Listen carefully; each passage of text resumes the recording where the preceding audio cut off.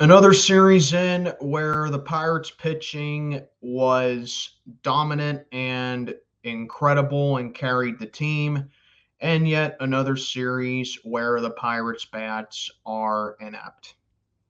Why would I expect anything less? I mean, after all, we still keep Derek Shelton as manager, and Andy Haynes is still here because our spineless GM is too afraid to stand up to either of them. But let's talk about this series for a little bit. What's going on, everybody? I am Mac, back with another video. As always, do me a favor, like, comment, subscribe, follow on Instagram, link down in the box below. Rays take 2 out of 3 against the Pirates in Pittsburgh. Another typical Pirates series, man. I mean, Friday night was absolutely embarrassing. They lose 10-3. Nothing good about that game whatsoever. I mean, that's really all I have to say. They lose 10-3 Friday night. Moving on to Saturday, where things were a little better.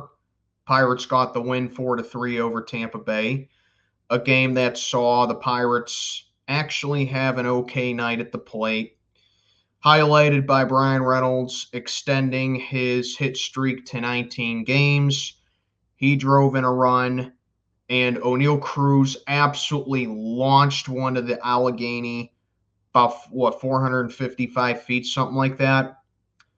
So the offense was okay Saturday night. Nothing great, but nothing terrible. Just did what they needed to do. But I'm telling you, once again, Saturday, Pirates wouldn't even have had a chance to win that series, to win that game, if it was not for, get ready for it, the pitching. Jared Jones went 7 brilliant innings, struck out 8. He was in command. Once again, just had solid stuff. And he carried the load once again by getting very little run support. But that's what I keep sitting down here and just hounding this team seemingly to no end about. The pitching does really well, but the offense is just non existent. So then you enter today's game, Sunday's game. Tampa wins it 3-1. Only offense the Pirates had was a Brian Reynolds solo home run. And Paul Skeens once again just did Paul Skeens things. 8 strikeouts over seven innings. Once again hitting triple digits like it's nothing at all.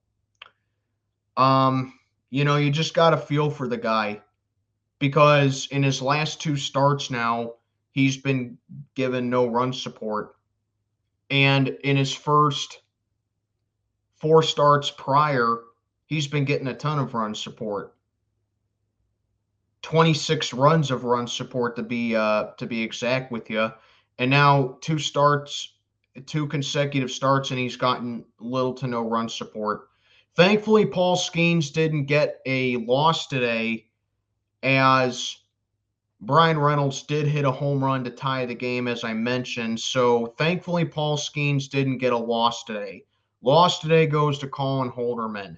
And it just figures that as soon as I praise Colin Holderman for being the all-star of the bullpen, he goes ahead and he loses us the game today.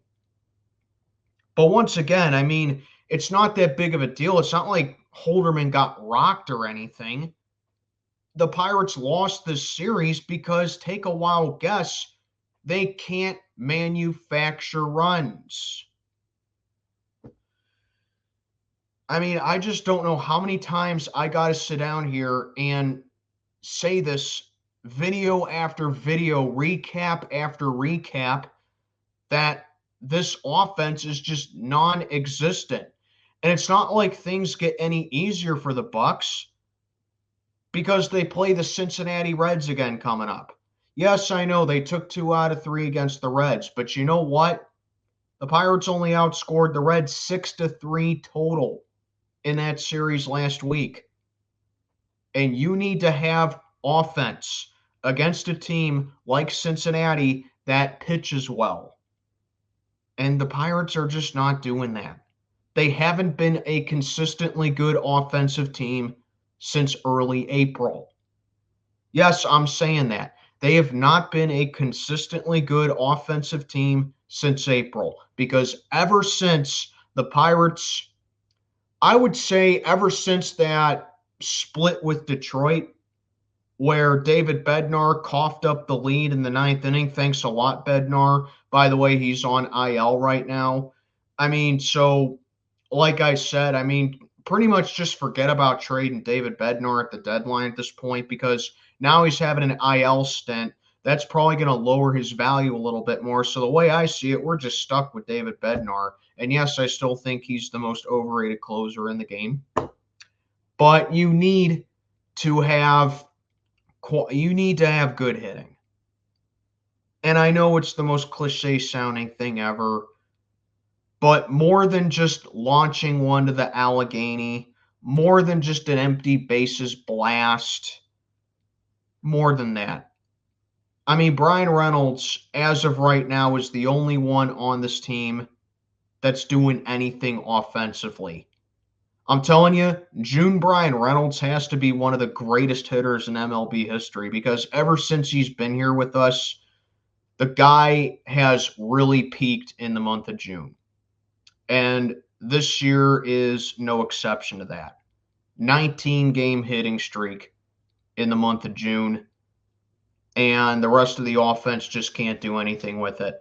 So that's pretty much all I got for this video. I mean, I really don't have to sit down here and give a full synopsis about this series because it's the same thing over and over and over again with this team offensively. They can't get any sort of click on offense.